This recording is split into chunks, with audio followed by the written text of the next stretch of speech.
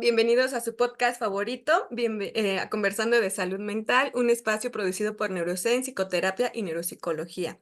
Un espacio para que conozcas cómo cuidar de tu salud mental y la de tus seres queridos, previniendo o buscando apoyo profesional oportuno.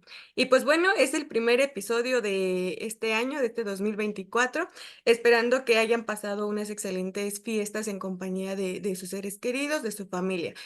Y el día de hoy estaremos hablando o conversando de un tema bastante interesante y muy importante.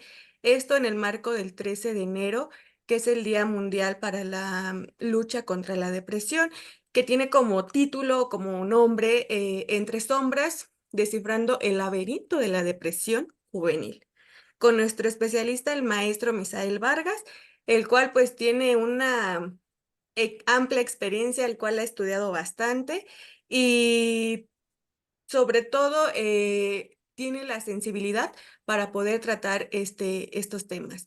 Maestro, ¿cómo está?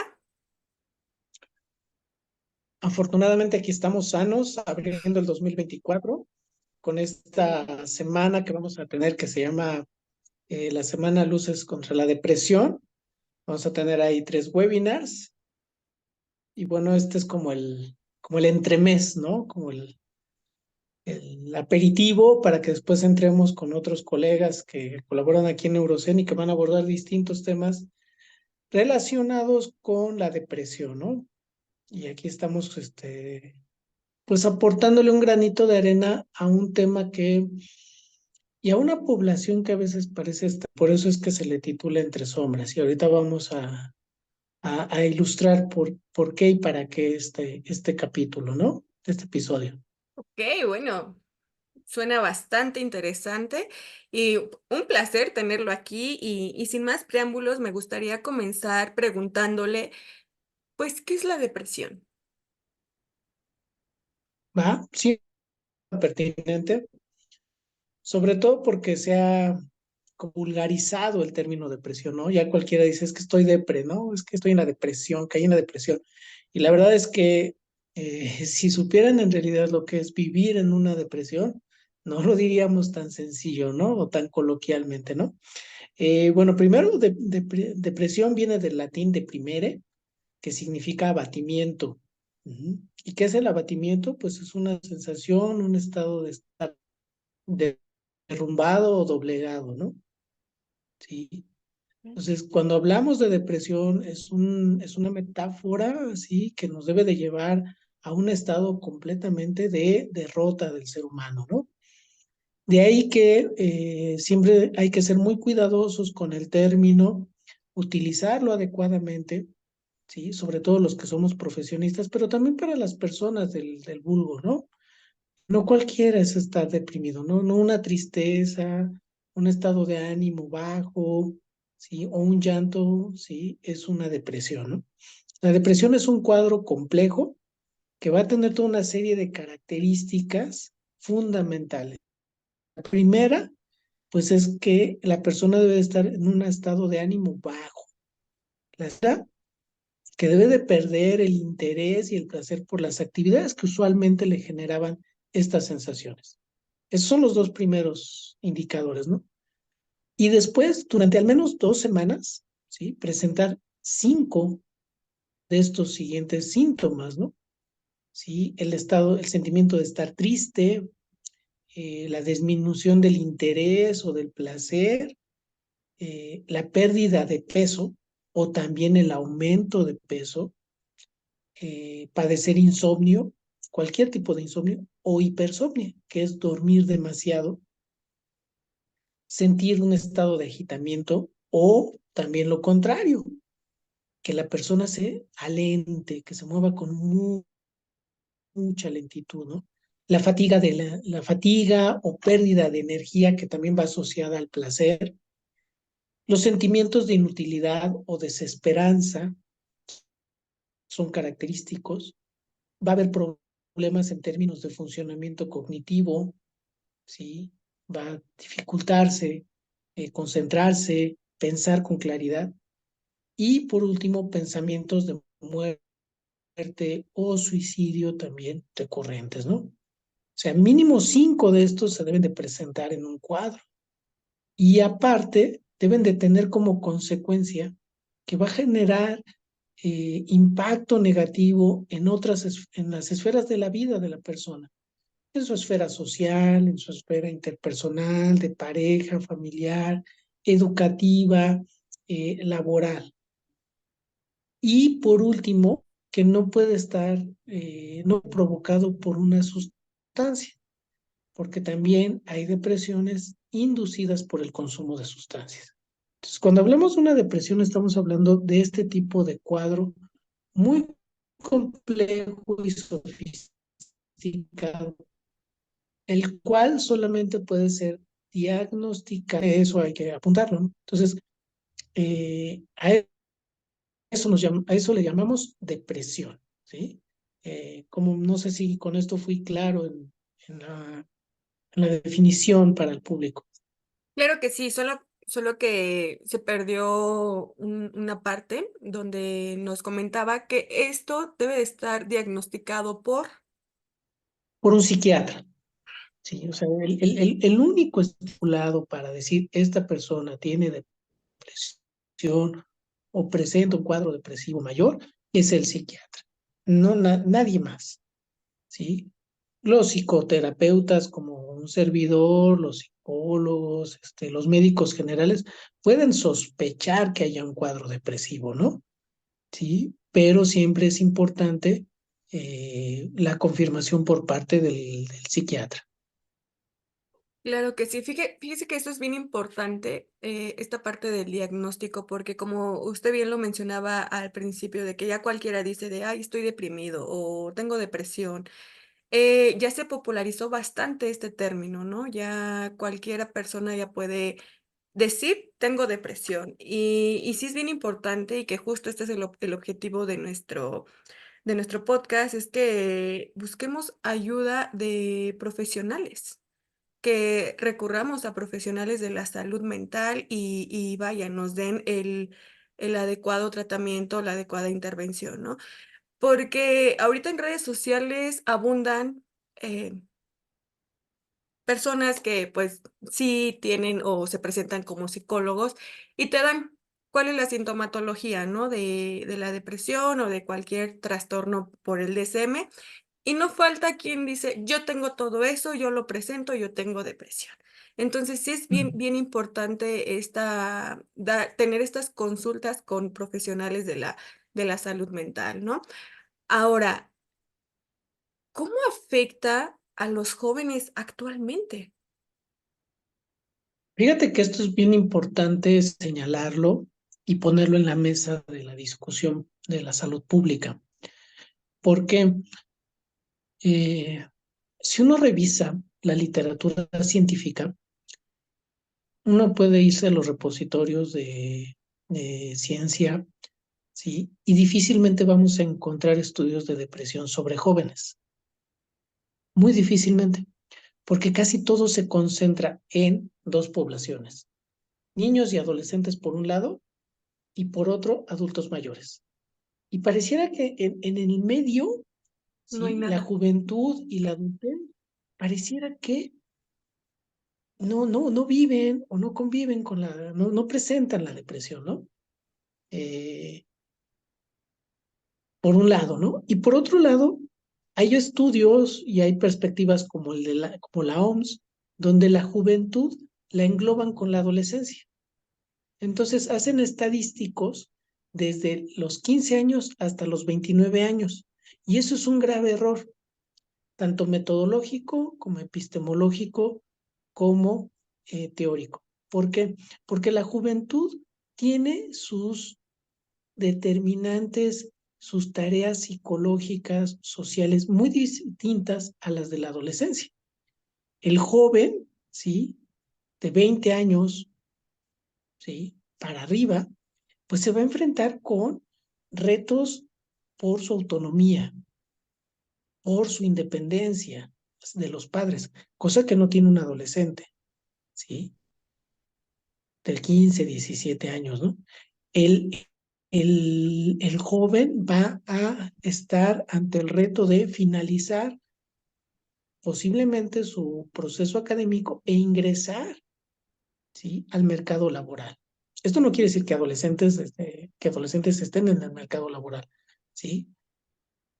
Por otro, los vínculos de pareja son diferentes. No es lo mismo los novios de 15 años que los novios de 25 años, ¿no? Parejas, ¿no? ¿Sí? Los jóvenes van a estar sujetos a un estrés económico mucho más fuerte y también ante los retos de la autorrealización, ¿sí? Entonces, ese es un grave error, ¿no? Y si uno, por ejemplo, revisa la encuesta nacional de salud en México, te vas a encontrar que bueno, que los resultados los ponen niños, adolescentes y adultos. Niños, adolescentes y adultos. Entonces, ¿dónde quedan los jóvenes? ¿Sí? Pareciera que se invisibiliza, ¿no? Sin embargo, lo que la OMS refiere, ¿sí?, es que en los jóvenes, ¿sí?, sobre todo las mujeres, son las que presentan un mayor porcentaje, ¿sí?, de depresión.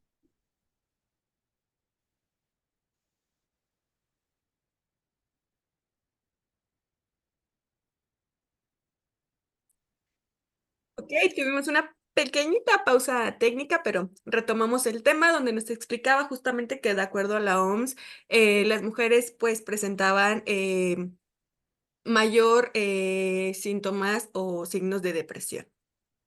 Sí, sí, usualmente la incidencia en términos poblacionales en mujeres es del 60% y en hombres del 40%. Sin embargo, cuando hacemos estudios más precisos, por ejemplo, y sobre todo en la población mexicana, vamos a encontrar una gran diferencia, que mientras en las mujeres el cuadro preeminente es depresión, los hombres van a presentar cuadros comórbidos. ¿Qué quiere decir esto? Que son más complejos, porque van a ir acompañada la depresión con cuadros de ansiedad y de estrés, ¿sí? Eso por un lado. Ahora, los últimos estadísticos gruesos, crudos, por así decirlo, nos hablan de que al menos 2,5 millones de jóvenes mexicanos, ¿sí?, son los que padecen, ¿sí?, la depresión, ¿sí? Sin embargo, también hay otros estadísticos que, por ejemplo, la Facultad de Psicología de la UNAM acaba de exhibir, que nos dice que no son 2,5 millones, sino que son más de 5 millones de jóvenes que están presentando o han presentado depresión, ¿sí?, actualmente, ¿sí? Entonces, esto pues nos debe de encender las alarmas porque es una población a la que no se le está poniendo el foco, ¿sí?, de la salud pública para prevenir o de alguna manera hacer una intervención temprana, ¿no? ¿Sí? Entonces, de ahí que es importante sacar estos datos y poner la discusión para sacar la depresión en la juventud de las sombras, ¿sí? Ya que muchos de estos cuadros depresivos van evolucionando y se asocian con la conducta suicida, ¿sí? Entonces, recordemos que la conducta suicida y los suicidios en un intervalo joven de 20 a 29 años, desde hace años, están a la alza, ¿no? ¿Sí? Están a la alza y son una población a la cual hay que atender, ¿no? No sé si con esto más o menos ya ilustramos o esbozamos la, la prioridad que tiene esta población y de empezar a visualizar, ¿sí?, a los jóvenes que están deprimidos, ¿no? Completamente, esta población está completamente invisibilizada. Ujú, Como usted lo menciona, el abordar tema de depresión justamente se va como a los polos, ¿no? A niños, adolescentes y nos vamos hasta adultos mayores, dejando ujú, una brecha bastante amplia sin estudio, ¿no? No, digamos que no se compara el contexto, la situación de un joven adulto a un adolescente, a un niño, que a un adulto mayor. Son situaciones completamente diferentes, contextos completamente diferentes y que parece bastante pertinente tener estudios sobre ellos, ¿no? ¿Y cómo afecta esto? Pues va a la alza la tasa de suicidio.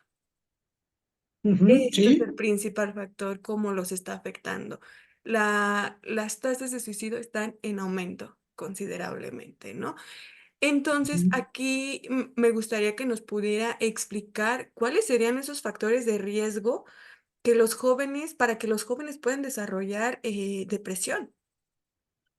Sí, y fíjate que esto que hablas del suicidio, una pequeña Claro. eh, datito, pues está entre la tercera o cuarta causa de muerte en jóvenes en México, ¿sí? Y los datos siguen aumentando, ¿no? Y eso que están subregistrados, ¿sí? Hay un subregistro, ¿no?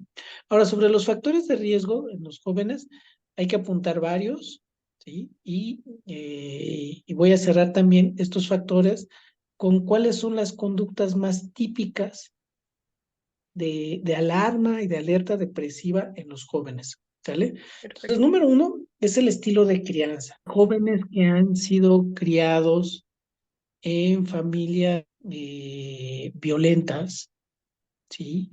O sumamente perfeccionistas, ¿sí? Entonces, por un lado tenemos familia, el ambiente está teñido de algún tipo de violencia andante en el control tanto de la conducta como de la parte emocional del joven, ¿no? Número, el ecosistema que hay alrededor del joven, ¿no? Y se ha demostrado que vivir en ambientes de violencia social como los que vivimos en México, de masacres, de disparos, de muertes, y luego aparte todo lo que en las noticias aparece en las redes sociales que se han vuelto muy amarillistas, pues inciden en la experiencia del joven en el mundo, ¿no? ¿Qué también ocurre? El consumo de sustancias, ¿sí? Y sobre todo del consumo del alcohol, ¿sí? Debemos de recordar que aquí en México el consumo del alcohol está iniciando a los 13 años. Entonces estamos hablando de que cuando ya un joven llega a un cuadro depresivo y que está consumiendo alcohol desde hace 7 u 8 años, consumiendo o abusando, ¿sí? Pues es también un factor que va a incidir de manera negativa en su estado de ánimo. Luego, ¿qué también tenemos en México? ¿Sí? Que es un factor de riesgo. Eh, Estas condiciones sociales donde los jóvenes ni estudian ni trabajan, ¿no? Digo, a pesar de que el programa que han lanzado de Jóvenes hacia el Futuro y becas, y becas en las escuelas media superior, ¿sí? O superior, la verdad es que el impacto tenido no es lo suficiente. Ujú. En México, la Organización para la Cooperación y el Desarrollo Económico nos reporta que México es el cuarto lugar en jóvenes que ni estudian ni trabajan, ¿no? Entonces, ¿esto qué implica? Una inestabilidad económica e inestabilidad académica, ¿no? ¿Sí? Y obviamente esto va a incidir ¿en qué?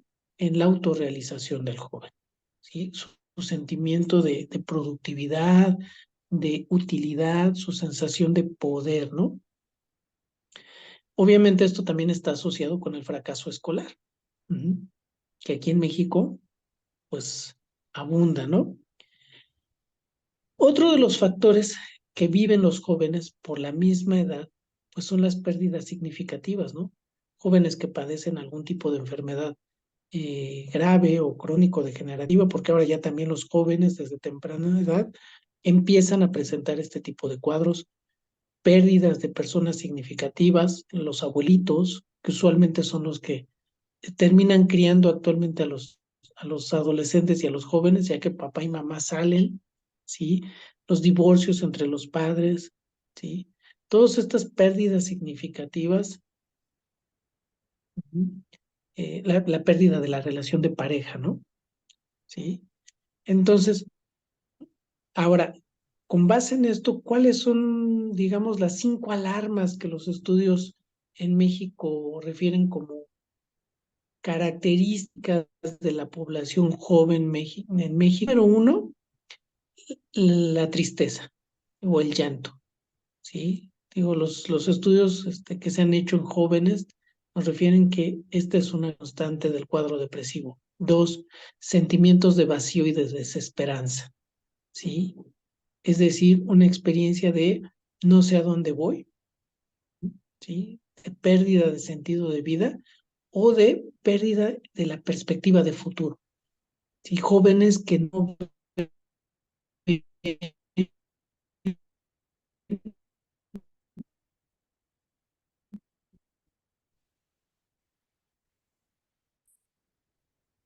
Otra pequeñita pausa. Bueno, pues estamos trabajando a través de, a la distancia. Es común estas pausas. Entonces, retomamos las señales de alerta en los jóvenes. Hablamos de los sentimientos de desesperanza, de tristeza, de vacío. Y nos iba a comentar la tercera señal.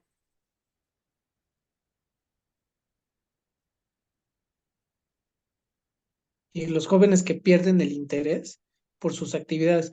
Y fíjate que esto va asociado mucho a la conducta de aislamiento social, ¿sí? Que es muy típica actualmente, ¿sí? Y que a veces aparece, pasa desapercibida, ¿no? Porque el papá o la mamá dice, "Ah, pues está en el celular, en su cuarto, ¿no?" Ujú. Pero en realidad lo que está ocurriendo es que se está aislando, ¿no? Después vienen las cuestiones de alteración del sueño, ya sea insomnia o hipersomnia.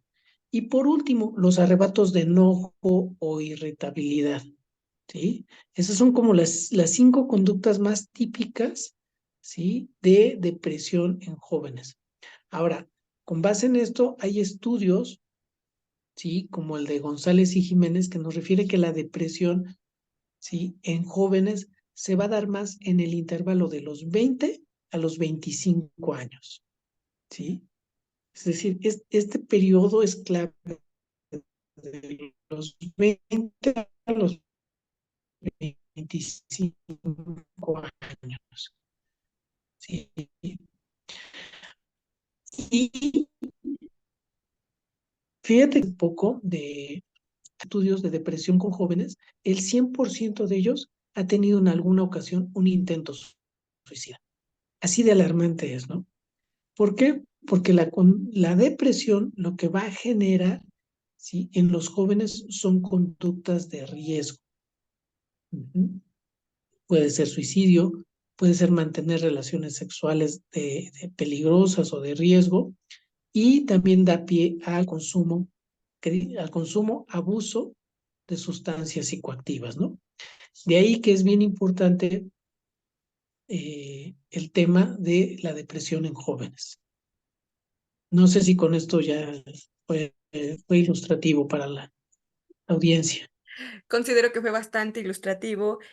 Esta parte que nos señala en esta del aislamiento social, fíjese que es algo que ya está muy normalizado en jóvenes, esta parte Sí, de estar en ordenadores, ¿no? En aparatos tecnológicos, en el celular, en computadoras, y que está tan normalizado y es un factor que justamente puede ir desarrollando lo que es una depresión, ¿no? Aislarnos de ese contacto social, somos seres sociales, necesitamos de estar continuamente interactuando con demás personas, ¿no? Y ante este panorama tan desolador, por así decirlo, que nos encontramos aquí en México, ¿qué se puede hacer como joven? ¿Por qué? Porque yo me encuentro en ese rango de edad que usted menciona, de los 20 a los 25 años. O sea, ¿qué hacer como joven? Y también, ¿qué hacer como familiar de un joven?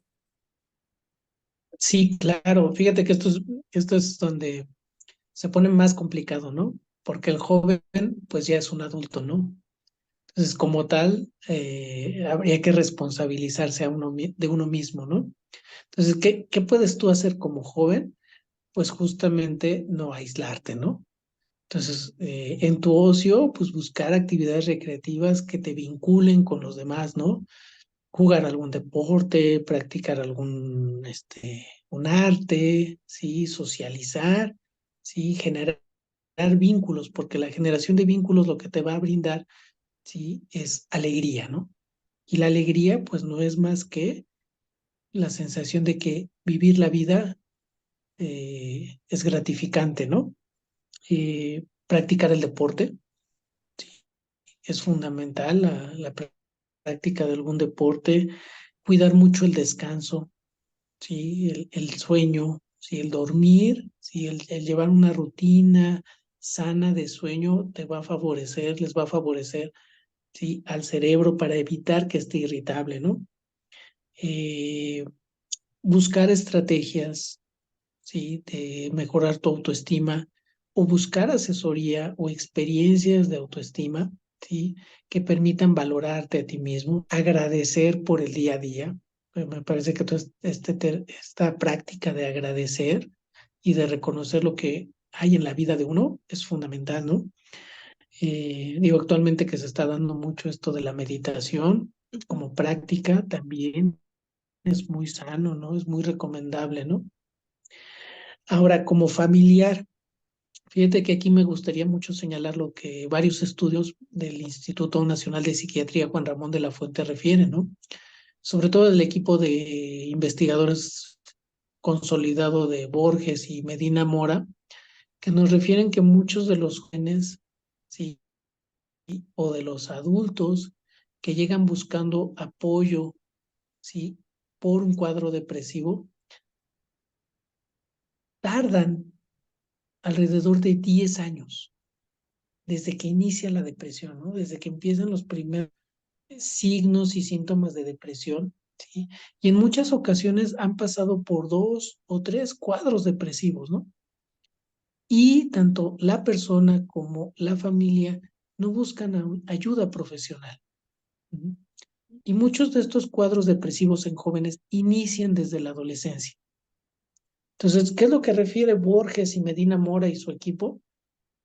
Que si la persona es atendida, ¿sí? En el primer cuadro depresivo o en el primer episodio depresivo, la probabilidad de que vuelva a presentar, ¿sí? Un cuadro depresivo en toda su vida se reduce drásticamente. Por el contrario, si la persona atendida en su primer cuadro depresivo, aumenta la probabilidad de hasta tener 2, 3 o 4 cuadros depresivos durante el transcurso de su vida.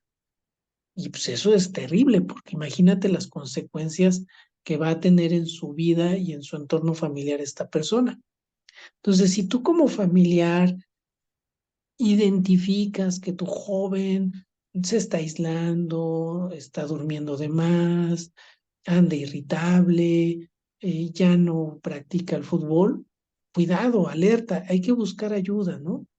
¿Sí? Y hay que incentivar a incentivar y acompañar para que busque ayuda profesional, ya sea con su médico general de primer contacto, con algún psicólogo o psicoterapeuta, ¿sí? Para valorar la situación y a partir de ahí hacer todo un equipo de apoyo y de acompañamiento para ujú, que no se agrave el cuadro, ¿sí? No sé si con esto que les platico les ilustre lo que hay que hacer. Bastante, bastante. Me parece excelente el cómo, pues, desmenuza esta información, ¿no? El qué hacer uno como joven y qué hacer también como, red de apoyo, cuando nos situamos Mm. en ese rol de red de apoyo, ¿no? A dónde acudir, cómo acudir, ¿no? Y bueno, me parece excelente, me parece bastante oportuna y útil para nuestro auditorio la charla que tuvimos el día de hoy. Muchas gracias por compartirnos este conocimiento tan relevante y tan valioso. Y bueno, antes de despedirnos, los invitamos a que le den like a este episodio, si les gustó, sobre todo a nuestro canal de Neurosen, conversando de salud mental, que se suscriban y activen la campanita de notificaciones para que cada que subamos un nuevo episodio lo puedan ver al instante, ¿no? Y les notifique que ya está arriba.